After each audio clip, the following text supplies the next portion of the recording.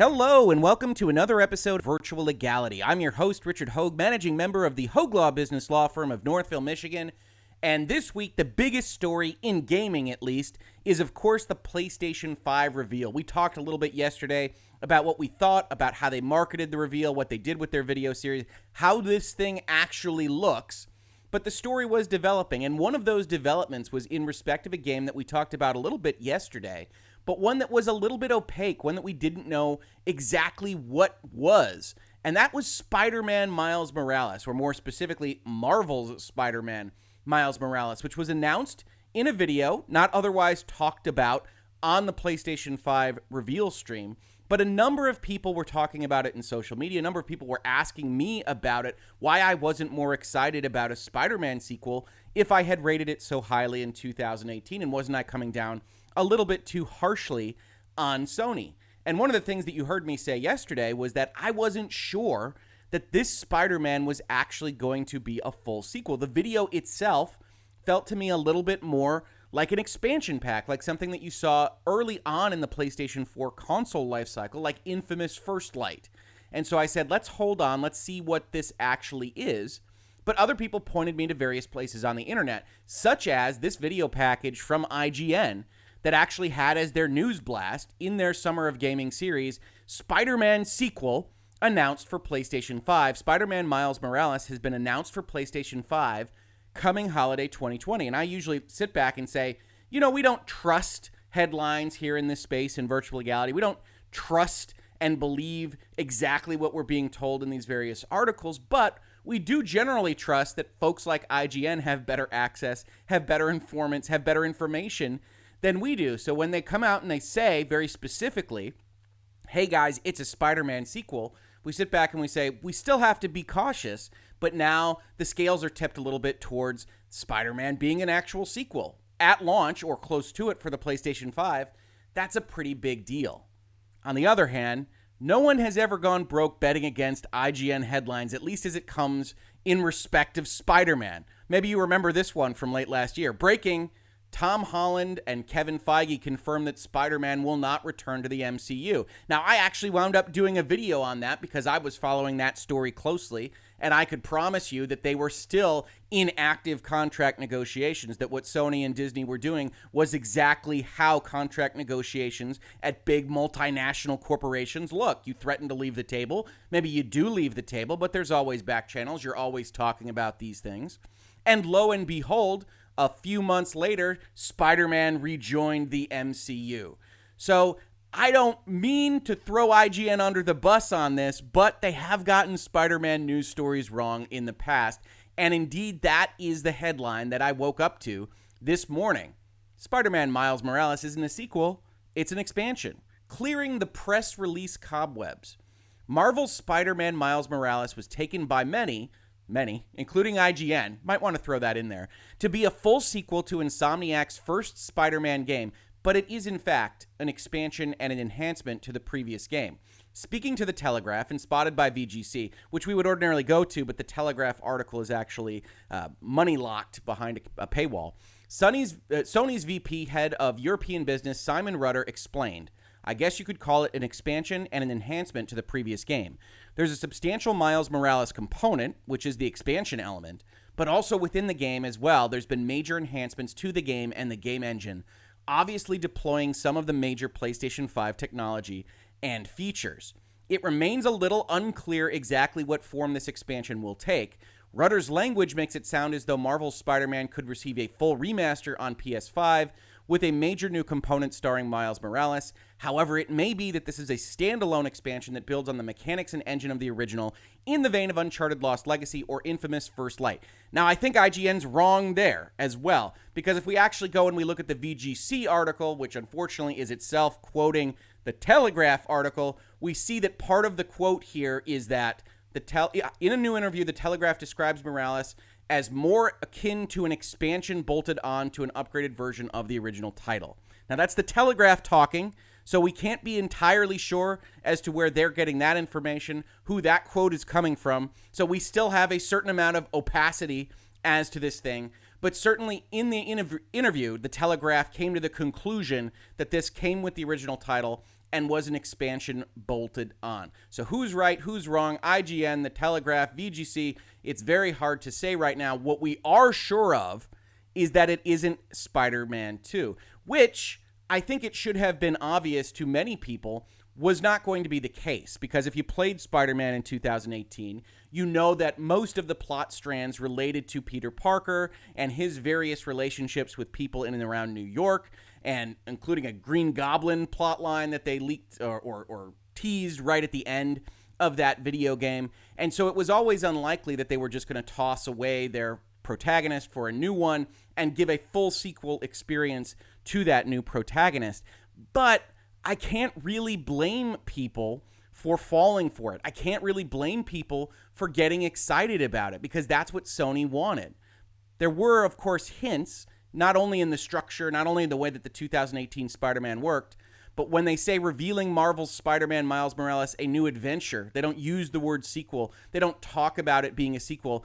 More specifically, they don't use the number 2. These are the kinds of things that people should perhaps relax on and wait on, but I don't blame them. This was the reception that Sony was asking for. And so I don't think it's fair to just say, oh, those people are stupid, those people are silly for thinking that it was a sequel. This appears to be what Sony has to sell for holiday 2020. Now, I also don't want to leave Xbox out of this story, because they are also guilty of kind of eliding the language in their various press releases. If you don't remember, on May 7th, they had an Inside Xbox feature. They showed a lot of third-party games. It was a little bit lackluster. It wasn't very exciting. One of the things they showed was Madden 21. And in Madden 21, there was kind of hints that Madden would be using the smart delivery system that Xbox had touted. I reported on it, in so much as I report on things, on Twitter by saying Madden also announced that it will support smart delivery or its analog. Interesting to see whether that will be matched at the Electronic Arts, the publisher level. And then I said later on, for those of you that think that lawyers don't pay close attention, there's a reason I wrote or its analog on the fly. You can't slip by me, EA, because as it turns out, Xbox let, as part of this trailer series, Electronic Arts come in and pretend like they were doing smart delivery, which, if you aren't familiar with it, is the program that Microsoft is using to allow you to buy a game on their current system and upgrade it free of charge into the next version. And that's part of this story as well. Microsoft is busy saying, we are going to make this transition between generations as smooth as possible. You can feel free to buy this on your current system and upgrade to the Series X whenever you like. And PlayStation is out there doing the opposite, saying, hey, you like that Spider-Man from 2 years ago? We are looking forward to you buying it again at launch of the PlayStation 5. And yeah, we'll toss on some Miles Morales content for you to make it not seem like we're double dipping within a 2-year time frame. But Microsoft allowed Electronic Arts to participate in this series on Inside Xbox and not be terribly clear about what they were doing. While EA unveiled Madden NFL 21 for the Xbox Series X today, the company is not pledging its commitment to supporting smart delivery. Instead, EA is offering its own free upgrade offer with limited timing windows. But they're certainly going to talk like everybody else in that series and suggest that they're in smart delivery, just so you feel that way.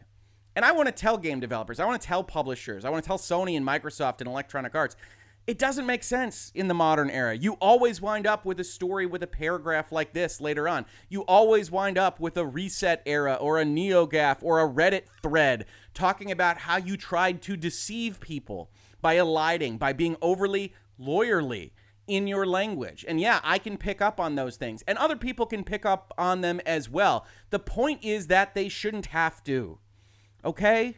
You shouldn't have to be looking at these announcement videos for something that you want to be excited about and having to tease out every specific way that the language and the presentation and the mode of advertisement could potentially confuse you into thinking that they are offering you something that they are not.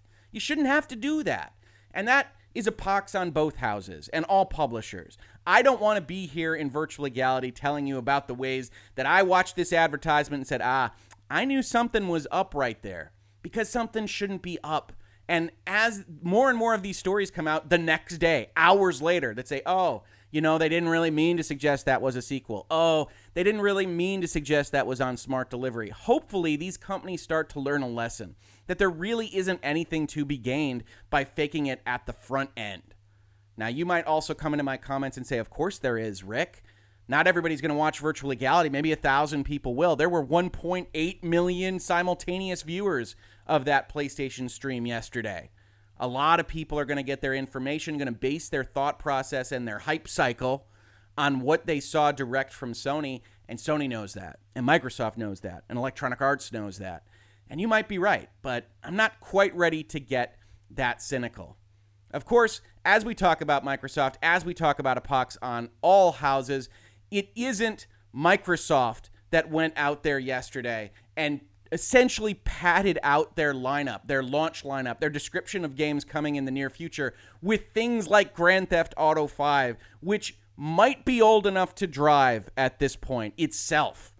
Steal a car, at least, certainly. PlayStation and Sony is going through something, and I don't know what it is. I am sure the console will be good in the long run. But right now, based on its design, based on everything that we have heard about it, based on a video series that uses Grand Theft Auto 5 being resold to you and Spider-Man being resold to you in order to pad out what they are trying to show as all the games available to you on this new console and why you should pay them $400 or $500 or $600. And we don't know that answer either because they haven't revealed a release date or a price point. They are going out there with something that I can't tell you whether or not it's going to be good. And a lot of people came into my comments really from both directions yesterday saying the return of Arrogant Sony. Arrogant Sony's been around forever now. You did a whole 6-week project on how they've been abusing the DMCA. Others came in and said, how could you be such an Xbox shill? And the truth is, I'm not a shill for either of these companies. They're companies. They're making business decisions.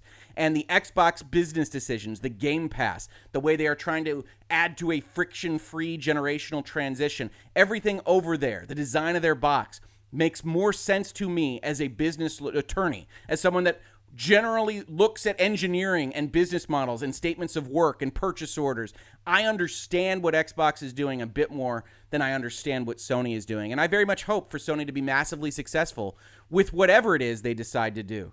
But right now, that decision, that model, that process, that strategy starts to look a little bit iffy to me, and even more so when you find out that Spider-Man is just a remaster of a game you bought 2 years ago. This has been Virtual Legality for today. I hope you enjoyed it. Please like, subscribe. We are talking about these kinds of things all the time in this space. Tell people that we are here. Share it on forums and threads and everywhere else that you might find yourself. I very much appreciate it. And because of all the new people that have come into Virtual Legality, if this is your first time watching one of these videos, leave a comment. Let me know that you're here. I love to have those discussions, and I love to have those conversations about everything that we talk about in this space. If you saw this on YouTube, thank you so much for watching. And if you listen to it as a podcast, thank you so much for listening.